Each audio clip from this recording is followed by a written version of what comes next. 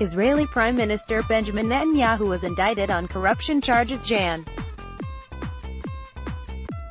28, just before the premier was set to meet with President Donald Trump at the White House for the unveiling of the long-awaited U.S. peace plan.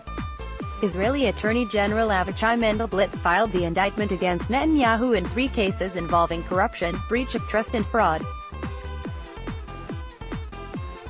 The formal charges were submitted to the Jerusalem District Court mere hours after Netanyahu announced from Washington, D.C., that he was withdrawing a request for the Knesset to grant him immunity. His decision came after it became clear he would lose the vote and not receive immunity.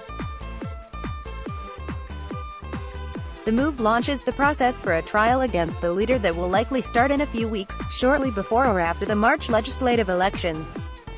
Why it matters: the trial will have a direct impact on Israeli politics, which has been facing a deadlock since the country has failed to produce a government following 2 consecutive legislative elections. In both polls, Netanyahu's Likud, along with its right-wing bloc, has earned roughly the same number of seats as the Blue and White Party headed by former Army Chief Benny Gantz. Netanyahu claims he is on a mission to bring security to Israel, with Trump's peace plan, often referred to as the deal of the century, giving Israel the option to annex West Bank settlements.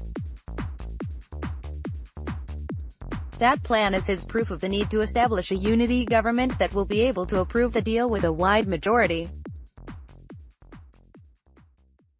Timing is everything. Netanyahu is furious with the Attorney General's rush to submit the indictment with the courts while he is getting ready for what he believes is his biggest achievement as Israel's premier, the Trump plan.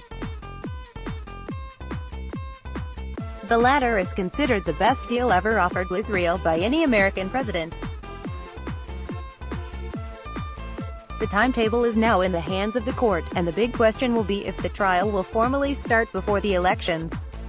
What's next? Netanyahu's opponents, headed by Blue and White, will use the trial as proof that the Prime Minister does not deserve another term and that he cannot function as an effective leader for the country while fighting in court.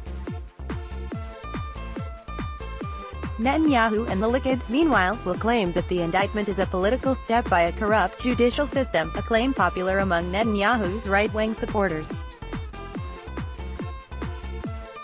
Nevertheless, all polls indicate the political deadlock is likely to remain after the March elections. Read more. Check out Akiva Eldar's take on why the Trump plan is mostly propaganda, as well as Yossi Bialin's analysis on how the plan could impact elections.